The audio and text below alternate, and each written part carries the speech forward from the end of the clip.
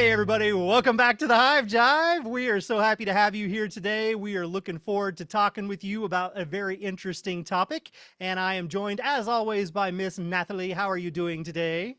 Hi, John. I'm doing fine. I hope everybody's super good. And I can't wait to talk to our guest today, my friend, and fantastic, amazing. Just, she does all kinds of things for other people.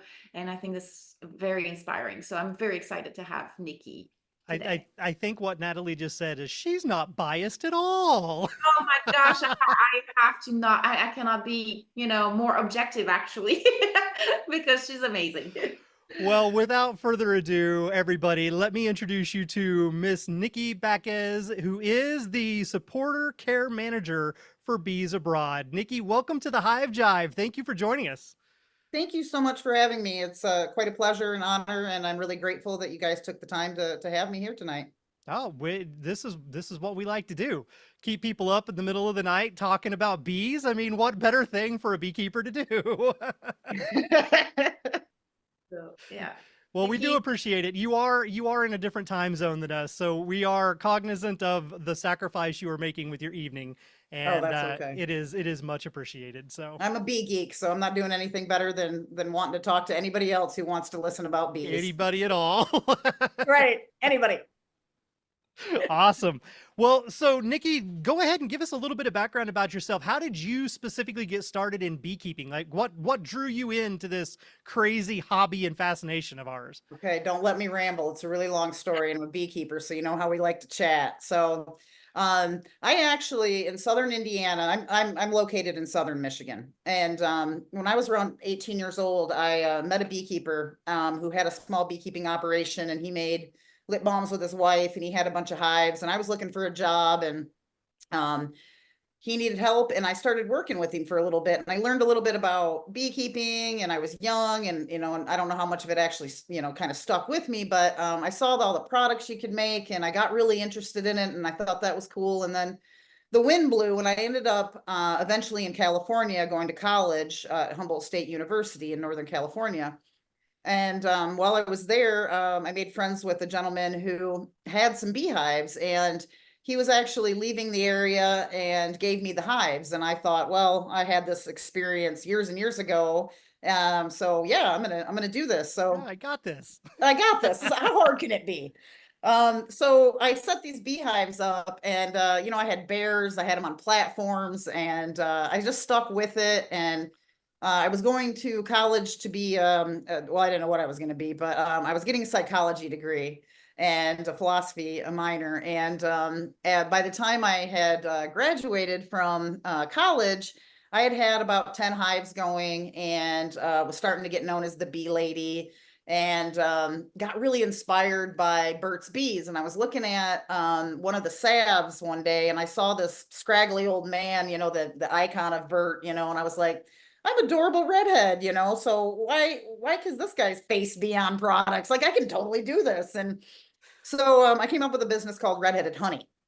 And I started to make lip balms and salves, and then I started to learn more and more about it. And I realized whatever I was doing in college was a like $30,000-$40,000 learning experience, and I wasn't going to do anything with it. So I went all in with beekeeping. I started to, and I had Langstroth hives, box hives out there, and started to kind of spread those out and develop the business that I had going. And the more I learned about the byproducts of the hive, the more interested I got. And I was like, wow, you can do a lot of things with the wax, the propolis, the royal jelly. Everything a bee does is amazing and useful to humanity and sustainable. And I just got hooked, and I couldn't get enough information. Still can't. It's always interesting. So that went on for quite a while, and I ended up, after a while, living a pretty good life in Northern California for a while. And I was thinking, I should probably get out in the world and make myself of service. Like, I have skills in this area. I should start to learn more. And I like to travel. So one of the goals I came up with is like, I need some beekeeping goals, and I wanted to know what it was like to be an organic commercial beekeeper in a large scale. And so, and I also wanted to know what it was like to work with the Africanized or killer bees, and seeing if the media was portraying this as, back then it was, we're all going to die.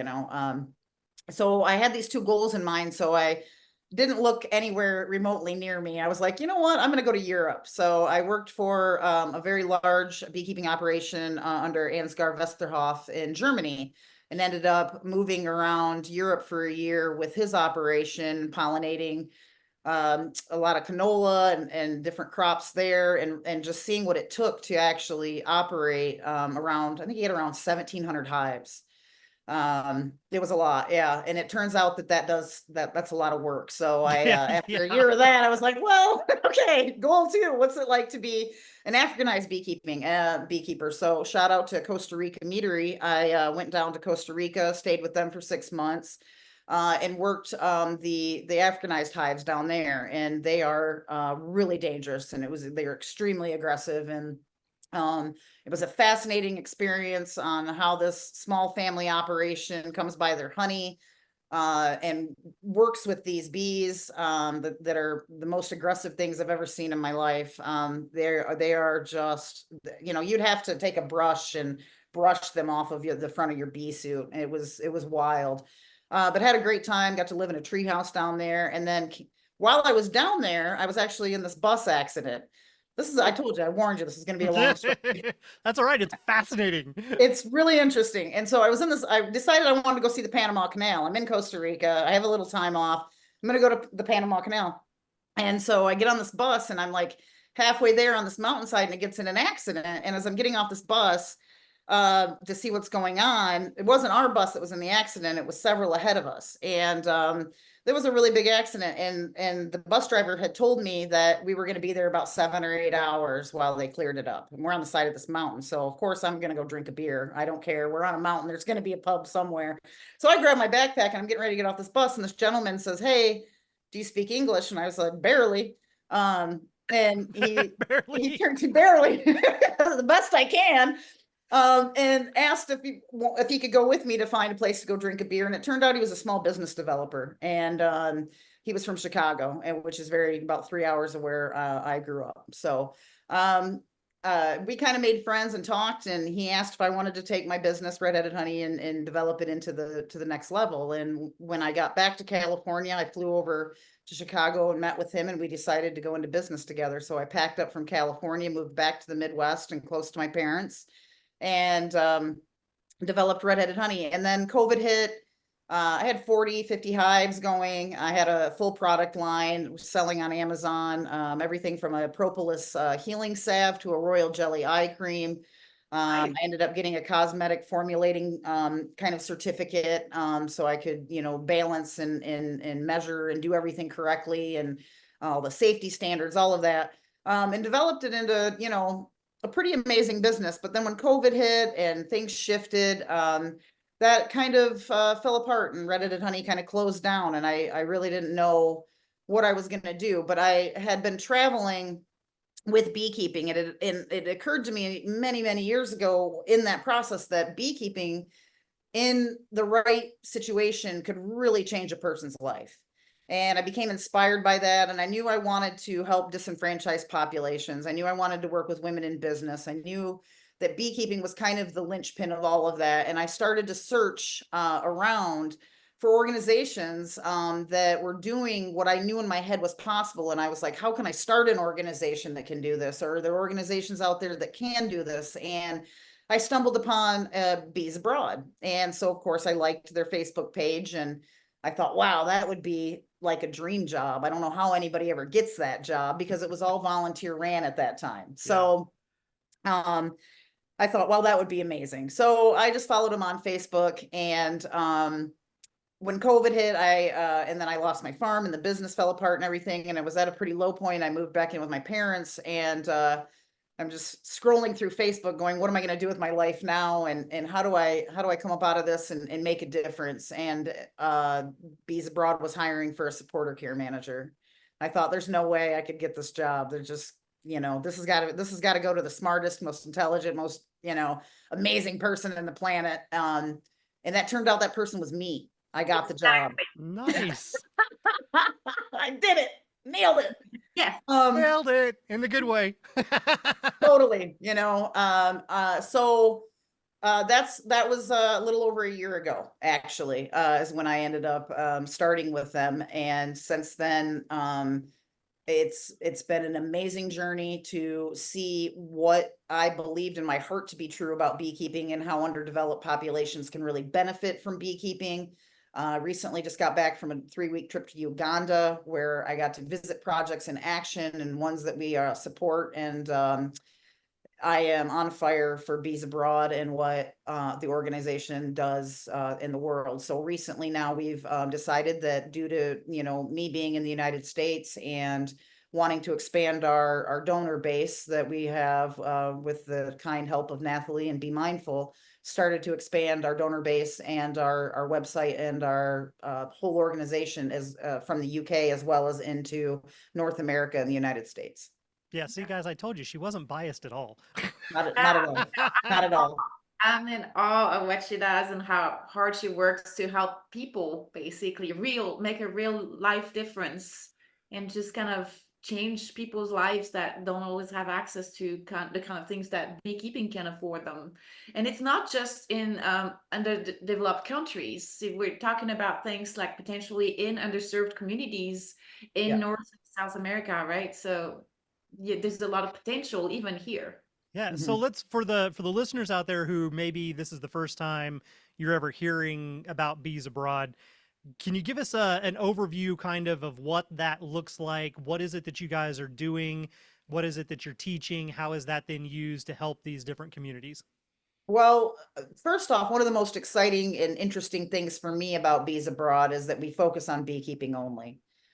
We don't get involved with religion or politics or any of that. It's about beekeeping, and we don't give money. It's about beekeeping. We look at, even in the what people might think are poorer countries, for lack of a better word, we look at community groups that are we don't do individual donations. We don't work with individuals. It's got to be a group that is formed, that is serious and committed to wanting to be beekeepers. And from there on, when they're accepted into the program, and we'll look at how many people they are, how many women they have, how many people with disabilities or differently abled are involved with the project, how many children are involved, and what the we're looking for the input and output as well. When we train beekeepers, a lot of times they may not stay with the group, but they may stay a beekeeper, and then they train another person to be a beekeeper. And that's well within the scope of what we want to have happen. So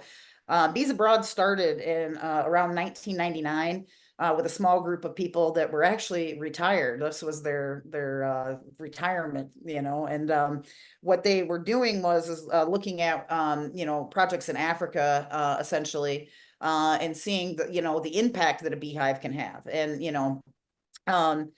so from 1999, they kind of stayed as a small group, volunteer group, and then in 2005 they became a registered charity in the UK. And then they were still volunteer. I think it was like 3 years ago, we finally got our first paid employee. So we're a small team. There's 3 of us on the team with so many volunteers and sponsors and corporate sponsors that make this all happen. So it's a charity that looks at group initiative and desire to be beekeepers. They don't have to have previous experience, but what I found interesting, a lot of them are learning, like, from honey hunters that have been going out and smash and grabbing. I can't say that. Hunters. I think that's a an whole other English thing. word. I promise That's a whole other thing. Whole other thing, whole other topic. But so a lot of the honey hunters. It's very Sorry, serious. that's my here fault. now. I can't keep a straight face at this point. I will try. Finding that that's not a sustainable way to be a beekeeper. And so we get a lot of ex-honey hunters that are now keeping bees in the top bar hives. And so that's one of the things we do is top bars, the Kenyan top bar hives. There's not a lot of Langstroth beekeeping down there because of the amount of supplies it takes, and it's just not a sustainable way to keep bees down there. Also, the bees in Uganda, at least, which is where my primary focus is. I'm also the partnership manager for Uganda through Bees Abroad. So we have 7 countries right now with 54 projects going in Africa. Ooh. So each area's got partnership managers that manages the projects. And so what that does is we work with in-country partners. So we have in-country trainers, we have in-country managers, and then the partnership managers that are in the UK and now the United States, they help bring in sponsorship dollars, awareness, and training if they are beekeepers. So when I was down in Uganda, I have 7 projects that I'm a partnership manager for. So I went down, did a little beekeeping with them, talked about the small hive beetle, discovered they don't have varroa mite down there, that it's a different type. It's a Western honeybee called the scatilla. And it's, it's not a very, it's an aggressive, more aggressive bee than our, Americanized bees, but it's just punchy. I called them punchy. It wasn't like anything where the Africanized bees, that's a kind of a misnomer, because what it is it's an interbreeding of a European and a scatilla, or an Africanized bees, and they've been migrated to South America and southern Texas and California, of course. That makes that aggressive bee. So when you're dealing with the pure strain of the bee, they're punchy. Don't get me wrong, they're bees, they can sting, but they're not like the ones I experienced in Costa Rica that were dangerous.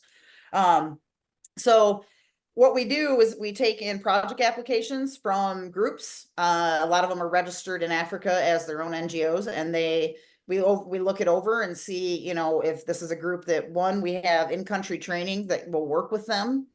So a in-country manager and trainer that will be available to work with them. And how sustainable the project can be in the long term. Most of our projects run 18 months to 3 years. That's very Okay. good. That's an amazing outreach program. So when you guys go through and you get these funds, I'm assuming part of that would actually be used to send somebody like yourself over there. If they don't have anybody who's educated, you can then train up that local person that's going to be their manager, that they can kind of get the ball rolling and go train the rest of the people there in that area. Absolutely. And one of the most important things the organization, this is another thing that gives me such passion for Bees Abroad, is that we are trying to work with materials that are in country, people that are in country.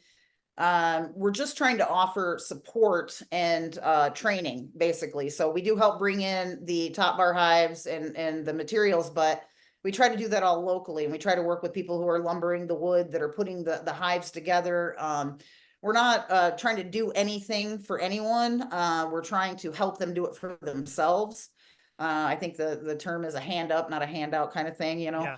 And it always has to revolve around beekeeping. And so what's interesting is a lot of times there's a lot of bee fear, so we're going down there, we're talking to people about wearing their bee suits and their gum boots, and being protected, and how to work with the bees correctly, so they're not shaking them too much or ruckusing them up. And it's interesting as well, because the lack of varroa mite down there, and the lack of pesticides, I think, probably play a big part into it as well. That's probably another topic, but the bee health down there is such that you don't need to inspect them as much as you would in North America, or even in Europe with the Langstroth hive.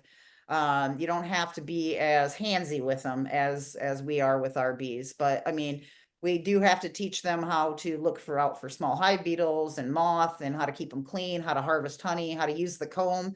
And that's another one that's very interesting. A few of my groups that I had visited had harvested a little bit of honey, and they threw away the beeswax. So they didn't know.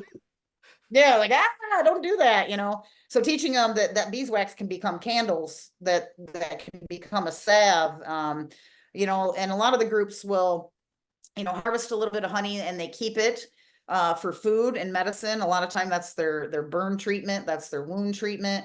And then whatever is kind of left over, then they can also choose to sell and make money, or trade it for chickens or goats, and then expand their farming operation to include, what's missing there. So what they choose to do with the byproducts of the hive is up to them. But we do try to mentor them in the byproducts, and hopefully support them in the sale of the product if they do have enough to sell. So Do you do like salves and balms and soaps and lemongrass soap, for example, for mosquitoes? And do you do all this stuff and teach them how to monetize, basically? Because what matters to me in this whole project is that you're really helping people go to school, kids going to school, women make an independent living, helping entire villages, you're lifting them up, and uh, all that goes a long way towards their income Yeah. over there. So do you also teach them how to do some salves and bones and soaps?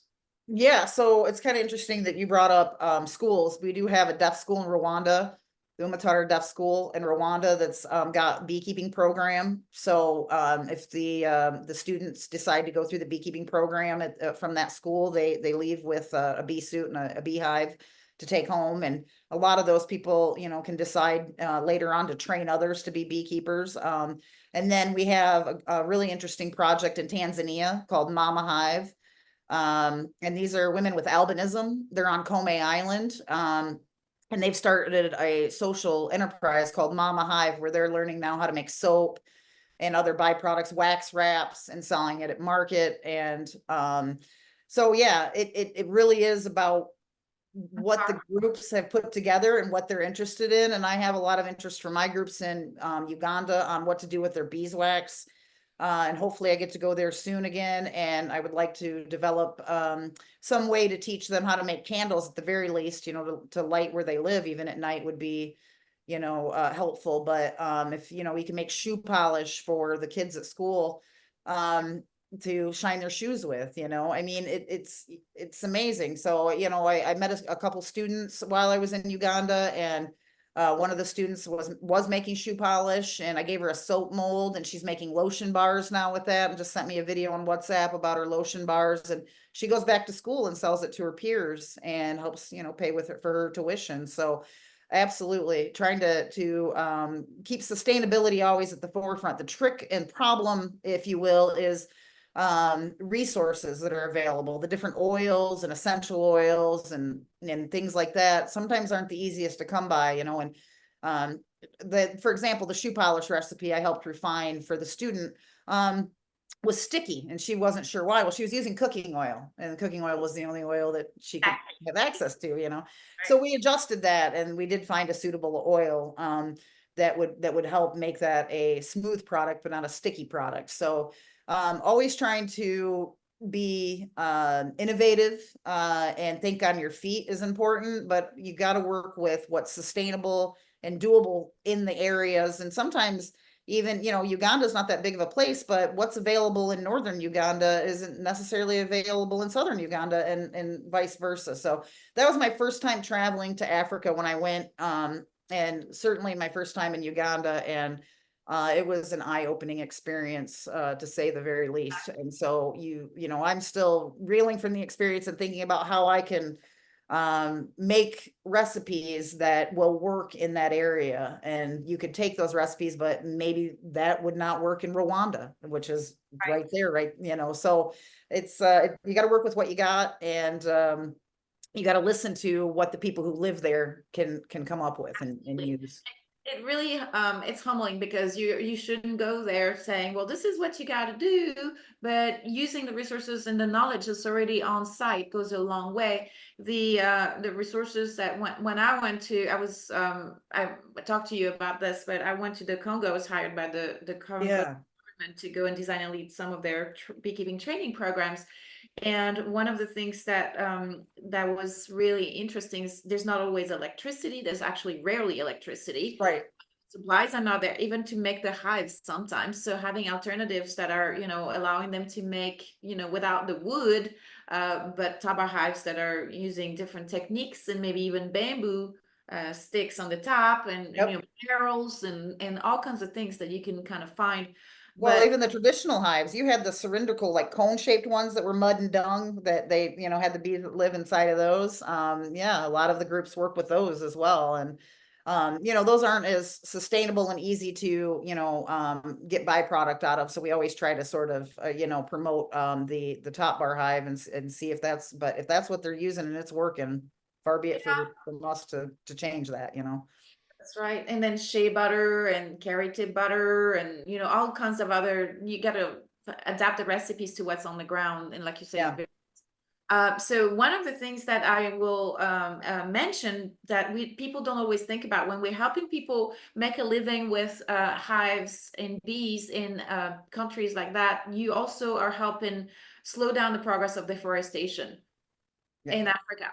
And it's amazing because the culture tends to burn the forests to heat and cook, to light and cook and just do things, and to also grow their crops. So they'll clear that way. And little by little, everything is kind of getting burned out. Yeah. Disappearance of, a habitat for all kinds of species, including the honeybees. Yes. So the ministries in these countries are actually very vested in supporting efforts that are helping beekeeping, because it ties right into the forest, protection. Yeah. And a lot of the groups, like I've got a group in Uganda called Divine Revelations, and they have a nursery, and they come up with a lot of tree seedlings, fruit and native trees, and all of their group members in the program receive these seedlings for free to plant and to keep the forage sustainable for the bees.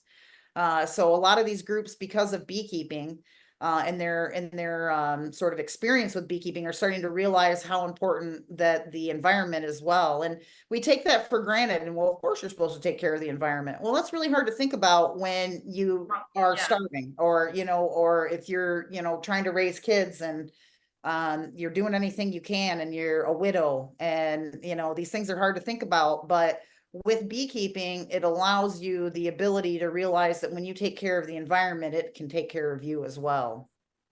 Yeah, absolutely. And I don't where I was, there was also talk about basically you're generating income outside of the crop season of the vegetable season. So there's a stability instead of having, some money during the season and then nothing the other seasons. You'd be filling those blanks. And the other thing was like, it actually also provides food security beyond the honey, beyond, because you can also eat bee bread. We know that, we do it here, but you could also eat brood. Yeah. As like bears do that. That's what they go for, really. We always think they go for the honey, but they go for the protein. They go for the brood. They just smell the honey.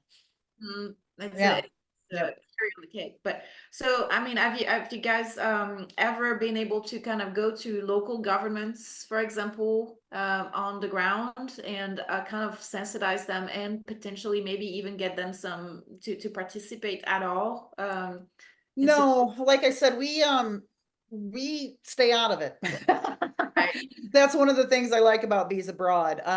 If the groups now want to go to their local government and promote, or petition for any of this stuff, and that would be something that I guess by default we would support, and be supporting the beekeepers. But we really just want to provide training, beekeeping supplies, and allow people to live their lives the way they want to live them in their own space and country. We just want them to live well, and knowing that the impact of one beehive on a family in Africa is so vast, versus so what maybe a beehive for me, to set up in Michigan is quite expensive, Langstroth Hive and the boxes and the frames or whatever. And it may not recoup that expense for me in 1 or maybe 2 years. If you're looking at it in that sort of commercial sense, a lot of times, there's no better customer than family and friends who get the free honey, right? So. Right, exactly. No, it's a story of empowerment. And I think that contributions from people go a long way into really making a huge difference in people's lives. So this organization would not be able to do anything if it wasn't for donations. And it's amazing to me. We have corporate donors and individual donors, and we have people that donate $2 a month, well, £2 a month in the UK, but to £5 a month. And then we have people that'll donate £30 a month. And then we have people and organizations that will, grants and all these things that we work for so hard to support these groups. And a lot of it goes into training and then beekeeping supplies. There is no frivolousness to any of this. We're not supporting anything outside of beekeeping equipment and support and sponsoring the training. And so there is gas that needs to be put into the motorcycles that get you to the training and things like that. But it's not anything that every dollar and pound that goes into the donation is carefully distributed to the 7 countries and 54 current projects that we have going on. So one of the things that I think is interesting is we used to just specifically do group of beekeeping projects, and recently we have started to look at social enterprises like Mama Hive and started to help sponsor the development of social enterprise, meaning the candle making, the soap making, honey distribution, and things like that. So as Bees Abroad is organically growing, we are branching out and how we're choosing to sponsor social enterprise groups as well as just beekeeping projects at a small scale. No, that's amazing. What I really find fascinating is that I think there's like you can count on one hand the people that actually in the nonprofit as employees, and then you have all the volunteers. Oh. And from that standpoint, that's amazing. And that's another way to help, by the way, right? Yeah. Well, being a partnership manager technically is a volunteer position. So even though I'm a supporter care manager, which means that if you make a donation, you're going to hear from me. You're going to get a heartfelt gratuity. And I'm going to reach out to any businesses, corporations that maybe want to use our logo or we want to use their logo, and how we can best support each other in the sponsorship. But to me, it's interesting that the partnership manager part of it comes from volunteers. So of course I volunteer, I work there and I volunteer. So that is still, even though I work for them, it is all the other countries that have partnership managers, those are all volunteers. Our web design is a volunteer, our accountant's a volunteer, and the amount of time and energy and passion that the volunteer base has for Bees Abroad is very inspiring. And I'm excited to bring it into the United States too. Like you, girl. I love it. And then so let's talk about the North America and what can be done, because it's not just in Africa and Asia and remote countries where it's already a huge help.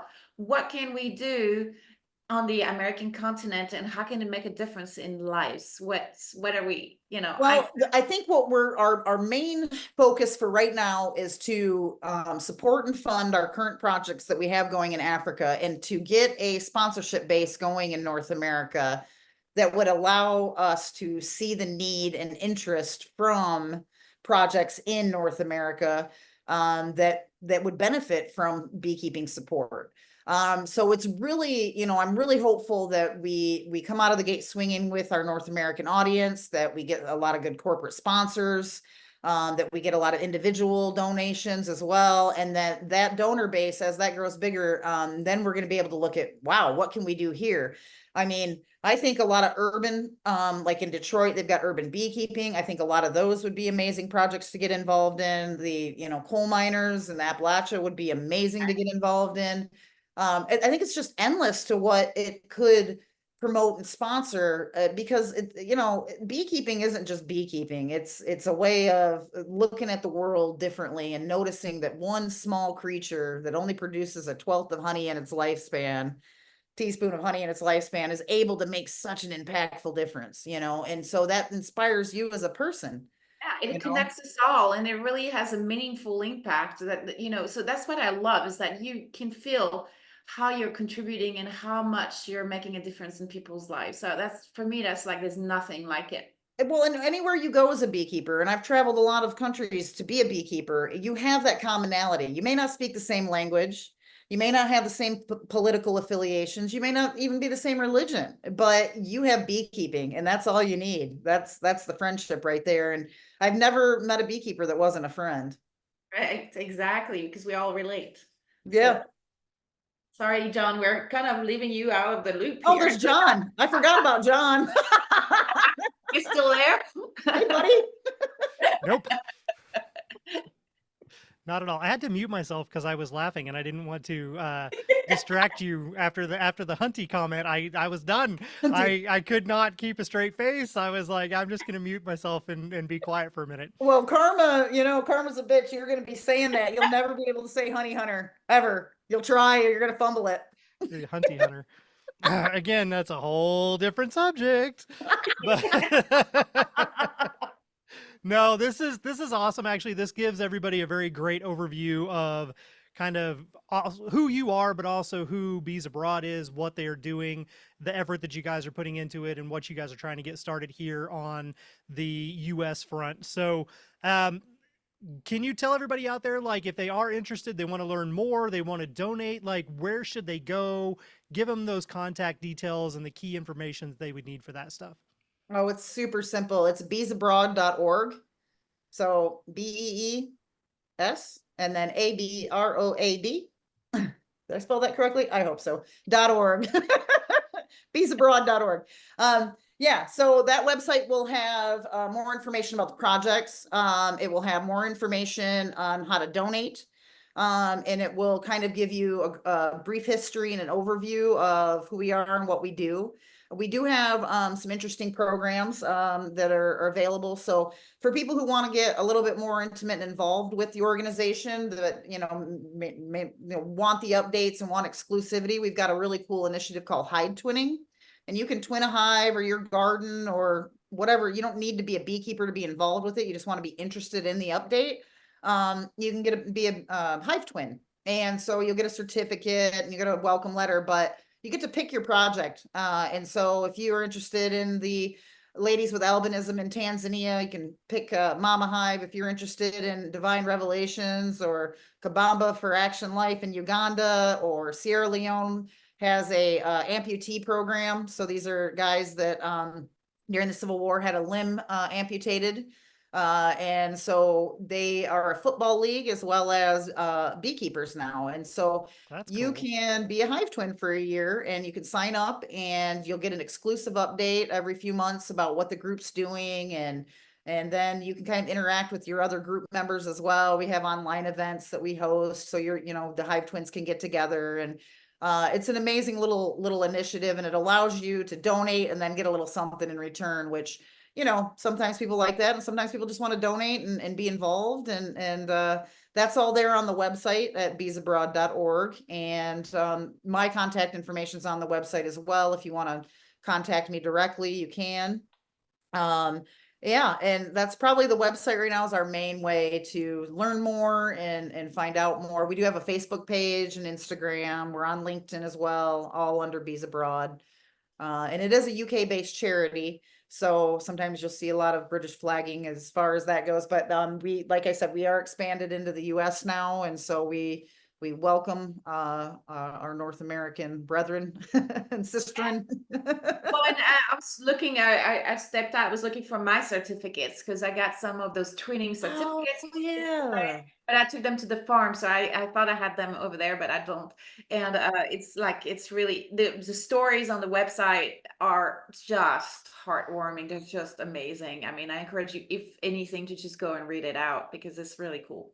Yeah, you're twinned with a few projects, actually. Be Mindful is, and you've got one in Kenya and the Kasembe women. And yeah, so it's interesting too, because you can donate one time, you can donate monthly, you can become involved in hive twinning. The You lump can, sum. yep, you can look at a project and see the budget on the projects. We believe in transparency and disclosure, and you can say, hey, that's $1,000 for that. I'll just donate that and be that project sponsor.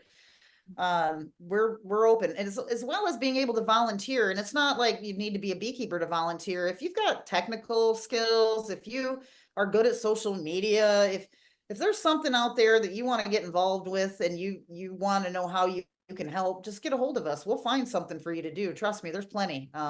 There's always something to do. But if you're interested in being a partnership manager, if you want to travel to these projects in Africa and you want to see what it's all about and want to get involved, we'll talk to you about how to do that as well. I promise you, it's the most rewarding, amazing, and life-changing experience that you'll ever do as a beekeeper. That's awesome.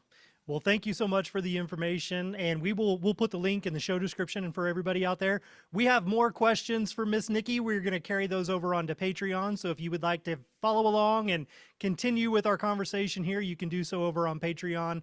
And we will. Well, I've got a list. I'm sure Nathalie does, but I was making notes and I was writing down additional questions. So we're going to go a little bit more in depth on some of these topics. Hunty may or may not be one of them. I can't make any promises. I'll let you ask questions, John. I have been kind of, monopolizing the conversation. You're good. You're good. I did the first half. You did the second half. It's perfectly fine. Okay, I just couldn't keep a straight face anymore. So it was better that you were talking. Anyhow, that's what we will do. So, and then one other side note on there for everybody. If you do go to beesabroad.org, or if you do a search for Bees Abroad and you see a UK web address pop up, again, keep in mind, that's what Niki said. It is a UK based organization. They are now expanding into these other areas. So that is still legit. You did not get spoofed. It didn't send it somewhere else. That is the original. So just keep that in mind as well. But we will put that in the show notes and the description. Okay. Everybody can go through and check that out. And Miss Niki, thank you again for joining us here on the main segment of the Hive Jive. It has been a joy and a pleasure. And we are very grateful for your time, both with us and with Bees Abroad, and sharing this and helping all these communities be able to find other ways to survive and thrive. So that is amazing. Thank you. We need more people like you. Indeed. We need way more people like you. That is. I'm glad this is being recorded, so I have proof to show my mother that I said that later. Definitely. Yeah, there you go. All right, everybody. Like I said, if you want to carry over to Patreon, we're going to be over there. But until then, we will talk to everybody else later. So be good, everybody. And especially be mindful. I'm going to go with be involved. I love it. This Hive Jive production was made possible by amazing patrons like you, and we appreciate your support. To all our Hive Jive junkies out there, you truly are the bee's knees.